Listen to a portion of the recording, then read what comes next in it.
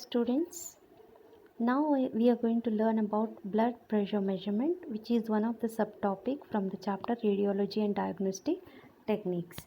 Now, what is meant by blood pressure? Blood pressure is the pressure of circulating blood on the walls of the blood vessels.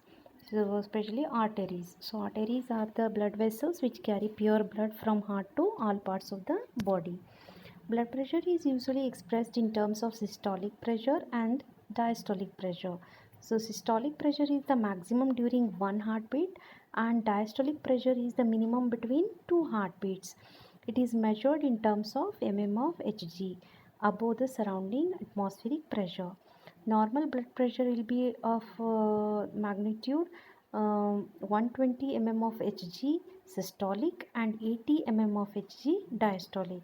So traditionally BP is measured non-invasively using a mercury tube sphygmomanometer. So sphygmomanometer is the device with the help of which the blood pressure is measured non-invasively.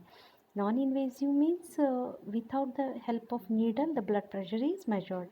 Blood pressure is influenced by cardiac output, total peripheral resistance and arteries stiffness, and it varies depending upon the situation such as emotional state, activity of the heart, health or disease state of the heart.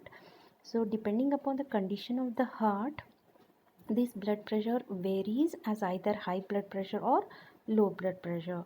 So blood pressure is low due to a disease state called as hypotension, and if the blood pressure is high, then that disease state is called as hypertension. Now there are many methods are there through which we can measure the blood pressure. Some of them are ausculatory method, pulpatary method, oscillometry method, invasive method, non-invasive method, continuous non-invasive techniques, etc. So of which we are going to learn in detail about only two methods. They are the oscillatory method and pulpatary method. So before knowing about these methods, let us know about the sphygmomanometer. So let us know about the parts of the sphygmomanometer. So this is the first part, which is called as the inflating bulb, which is squeezable, which is fixed with the air valve somewhere here. So inflating means filling up of the air, and this is the inflatable cuff. So inflatable means it will get swallowed when the air is filled into it. So next, this one is the mercury manometer, which measures the blood pressure, and this is the stethoscope. So these are the parts of the stethoscope. Parts of the sphygmomanometer. Now the pulpatary method of measurement of blood pressure. So in this method, the patient is asked to sit in a relaxed state. The cuff of the sphygmomanometer is wrapped firmly around the right arm above the elbow. The lower arm should be resting on the tabletop or bench. The radial pulse is palpated with the fingers of the left hand.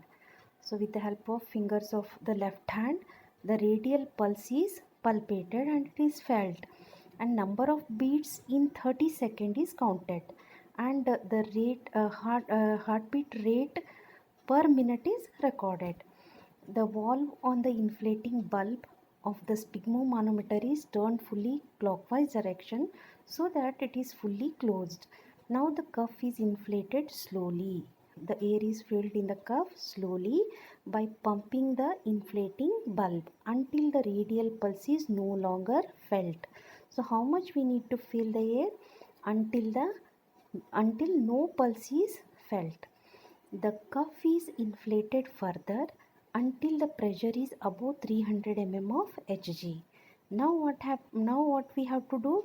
We have to slowly release the air from the cuff by opening the valve slowly, such that the release of the air or the pressure that decreases due to the release of the air should be 5 mm of Hg per second. At some point what happens? One will be able to feel the radial pulse once again. So initially it was disappeared. Now at some point after releasing of some of the pressure, the radial pulse is again felt, and at that time the reading of the manometer is noted, and that gives the value of the systolic pressure.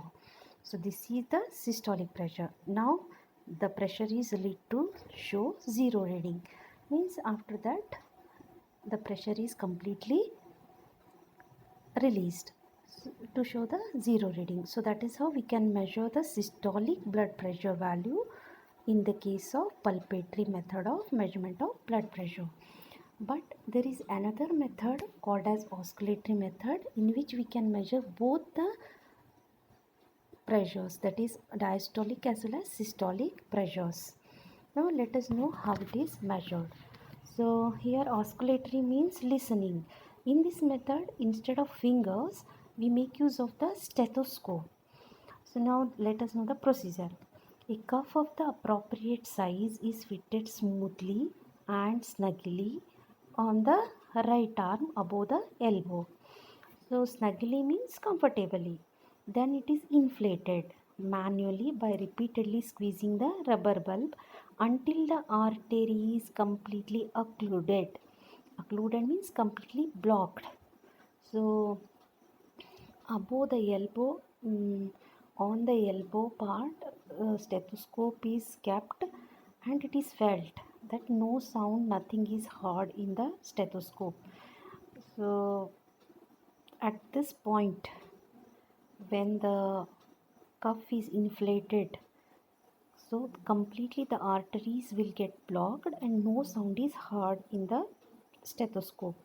Now listening with the stethoscope, put on the brachial artery at the antecubical area of the elbow, slowly release the pressure in the cuff. Now slowly release the pressure in the cuff. But at some point what happens, the blood just start to flow in the artery, and the turbulent flow creates an oozing sound, which is called as Korotkov's sound, that is heard through the stethoscope. So the pressure at which this sound is first heard is known as the systolic pressure. Now the cuff pressure is further released until no sound can be heard, that is at the fifth Korotkov sound. At